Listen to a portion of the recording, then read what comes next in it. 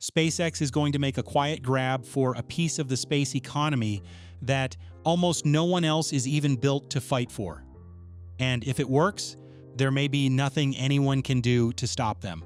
It won't look like a power move, the kind that barely makes the news anymore. A rocket lights, climbs off the pad at Cape Canaveral, drops its booster, and slips a payload into low Earth orbit.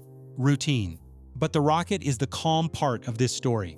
The interesting part is the thing riding on top, a vehicle called Starfall, and what it's built to do once the launch everyone tuned in for is already over. So let me explain what's actually happening here, because it's a bigger deal than the word demo makes it sound. Start with the rule, the thing SpaceX already conquered. For most of the space age, the hardest and most expensive problem was getting off the planet. Reaching orbit meant burning a fortune on a rocket you used once and threw away. SpaceX broke that. They landed boosters, flew them again, and drove the price of a ride to orbit down so far that launching is now close to routine. We are living through an upmass revolution. Sending things up is cheaper and more repeatable than at any point in history.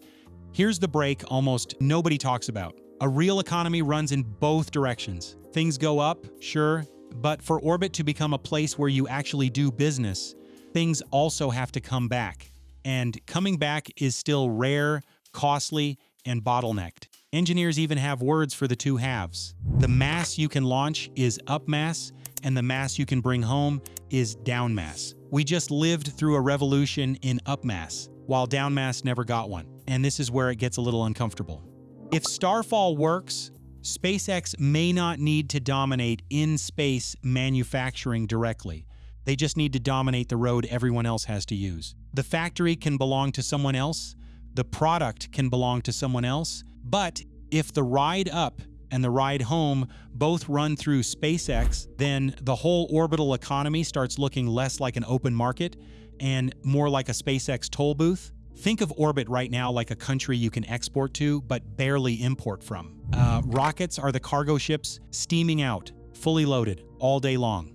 The problem is that there's almost nothing built to bring goods back the other way. You can ship a whole factory up there. Getting the finished product home is the part that falls apart, and there are real reasons to want that product. In microgravity, you can grow purer drug crystals, draw higher quality optical fiber, and make materials that come out flawed when gravity is pulling on them. The catch is that every one of those is worthless until it's safely back on the ground. That gap is exactly what Starfall is aimed at, and its design catches almost everyone off guard. Based on FAA documents and reporting, Starfall is a flat, disc-shaped capsule, roughly 3.1 meters across and under a meter tall. Picture a giant flying hockey puck built to survive a fall through the atmosphere. It weighs around 2,100 kilograms empty and may carry up to 1,000 kilograms of cargo. Its entire purpose is the trip home. It rides up as a payload, does its job in orbit, then drops back through the fire and splashes down in the Pacific to be recovered. Now, SpaceX already has a vehicle that brings cargo back. It's called Dragon, and it works well.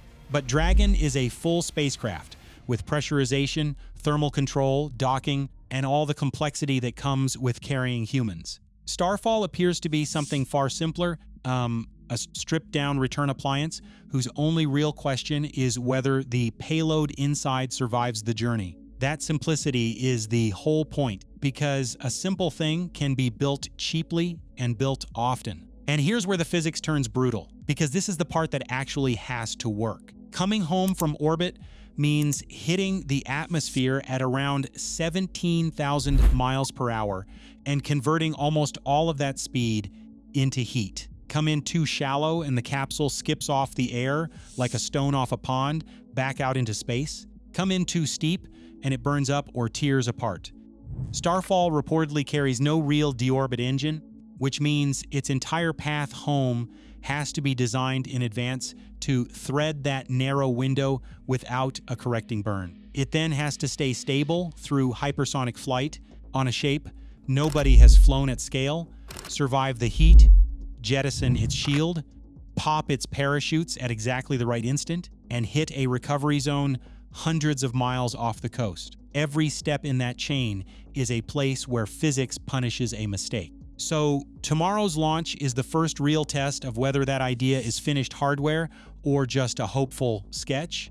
And SpaceX is being strangely quiet about it, which tells you something on its own. The public launch page doesn't even clearly spell out whether this Falcon 9 is carrying one Starfall capsule or more. FAA paperwork discusses 2 approved re-entry tests in the Pacific, but 2 approvals don't guarantee 2 vehicles flying tomorrow. SpaceX may show the launch and reveal almost nothing about the capsule itself. One of the most interesting vehicles they've flown in years could go up with the least footage they've ever shared. It's worth being honest about one thing.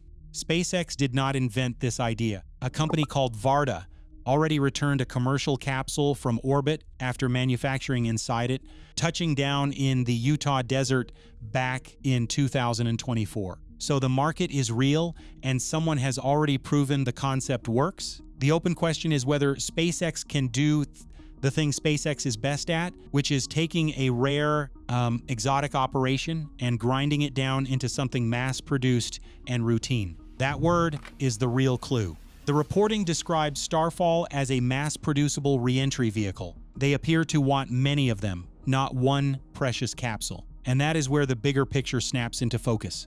Falcon 9 can test one of these. Starship, if it flies as planned, could one day carry racks of them, releasing capsules that run experiments or tiny factories in orbit and then peel off to come home whenever their cargo is ready. The ISS, the main place we currently do microgravity work, is set to retire around 2030. A standalone way to run things in orbit and bring products home could be waiting exactly as that door closes. So look at what SpaceX would be holding. They'd have their own rockets flying constantly, their own recovery fleet, and vertical integration from top to bottom, and now a cheap, repeatable way to close the loop and bring value back down. If they bundle the ride up, the time in orbit, and the ride home into a single service, they go from competing in the return market to owning both directions of the road. That is the quiet takeover, and it's why almost no rival is positioned to stop it. Here's the honest mystery at the center of all this. We know SpaceX can launch. What nobody can answer yet is whether a flat disk with no engine can survive the trip home, hit its splashdown zone, get fished out of the ocean, and protect whatever fragile and valuable thing is riding inside, and pass that single capsule, whether they can do it again and again, cheaply enough to sell it as a service. So what do you think is really going on here? Is the return economy the next thing SpaceX quietly takes over, or is a flying cargo disk getting overhyped for what is still just a demo?